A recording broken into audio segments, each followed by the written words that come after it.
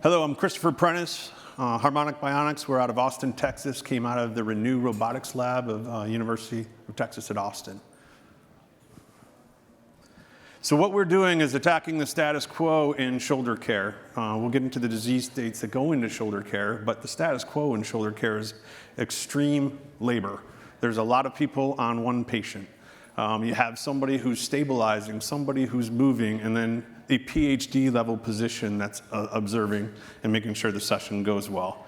We're bringing that to a state of an art where the clinician doesn't have the arduous nature of the session. They could really focus on what is necessary.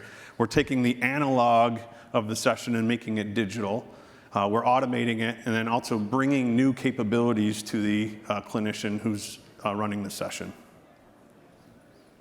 What's one of the big problems in care, especially in the upper extremity, is there is a large, strong demand for it. Just in the US alone, there's over 3 million new shoulder injuries every year. There's over 800,000 new strokes. 600,000 of them need some level of upper extremity care. And then there's a multitude of chronic neurologic and musculoskeletal conditions that feed into upper extremity care. Multiple sclerosis, muscular dystrophy, ALS, Parkinson's.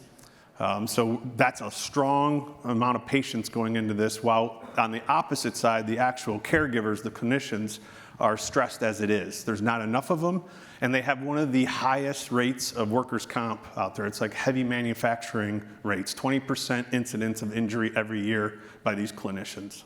It's because they're doing patient transfer all the time. Where do the systems go into? Well, in the United States, the majority of the upper extremity care, depending on your level of injury, is done in an inpatient rehab facility. That's a wing of a hospital with dedicated beds, a building on the hospital campus that has dedicated beds, or a nearby freestanding facility. Or there's a multitude of outpatient clinics that do it as well. What I'm focused on is the 2,500 comprehensive outpatient clinics, the ones that have the level of staff and the level of equipment necessary to do all of the disease states. So you have in that top of that pyramid a very large beachhead of about 3,700 different facilities just in the United States. Again, with a lot of different patients going into them for care. Eventually, as we improve upon the form factor, we'll be able to also get it into skilled nursing facilities. There's over 15,000 of those, and the 38,000 ortho and PT clinics, because as I'll show you, we have a level of assessment that also brings value to the orthopedic community as well. Build that up, you have a beachhead market of about 2.4 billion. The greater market, when you attack it, is about a $34 billion market. We'll go to market, you can buy the system, it's a $240,000 system, but we're actually going to market with a subscription model, robotics as a service. We have the ability to do it per session or per month, however that works to accelerate the adoption. This is the system itself. Very quickly, it has multiple capabilities and capacities. It has where it de-weights you, so it's like being in the pool, so you have full control and free movement. It also can do pre-programmed movements at any level of assistance, from 0 to 100% assistance. And then we bring also a new capability called bilateral sync. And this is important from especially post-stroke victims who have the ability to move on one side of their body but not the other. They become their own control. With their good arm, they control their down arm. This is important for two reasons. It's proper orthopedic movement through the proper scapulohumeral rhythm. And secondly, they're actually thinking about it and trying to move, which is very important for neuroplasticity, relearning how to move. Because post-stroke, you don't have an orthopedic issue. You can't move your arm, but it's in your head.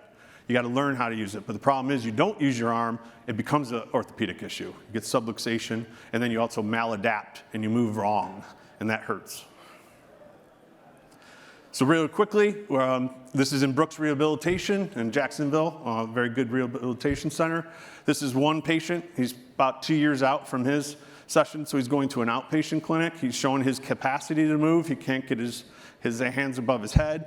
We give him a bit of assistance, and now he can do a movement that he hasn't been able to do in 2 years. And this is very hard to do with caregivers. There'd have to be 2 people behind him, bringing him up, doing it properly, making sure you're moving the shoulder correctly. So we're already enabling him to recover where he hasn't been able to before. Again, under the hood, what are we doing? We're also digital because we are getting dynamic, vibrant data sets.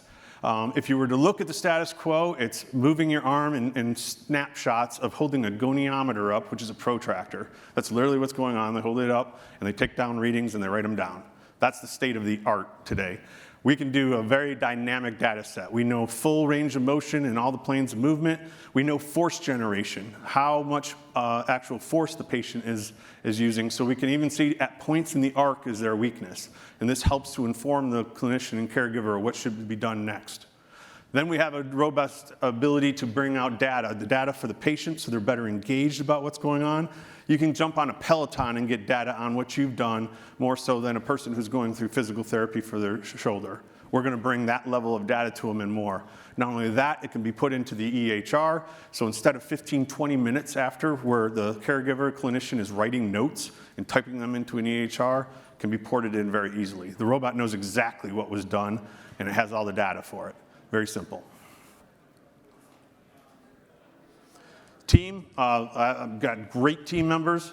We have been there, done that. So that's the thing about that. It's a team that has been with Medtech and robotics, and we're delivering a product this year.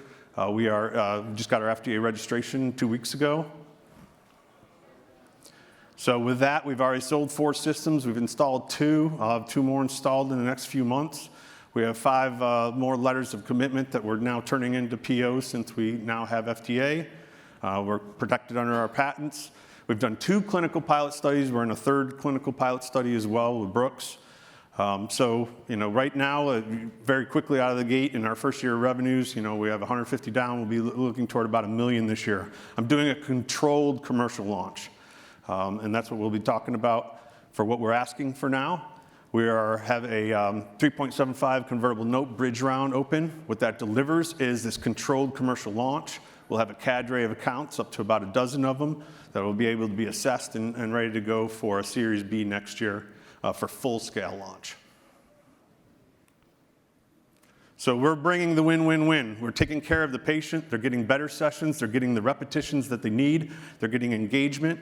The facilities are able to take care of their clinicians and caregivers better. They're getting the data that they need. They're able to attract the patients into their centers. And for the therapists themselves, we're bringing their wisdom to the session and not necessarily their arduous labor. And, for example, one of them would have to do this. You're supposed to do 300-400 repetitions each session. Imagine doing that for 8 hours a day. It's ridiculous. So that's what we're trying to address. Thank you very much.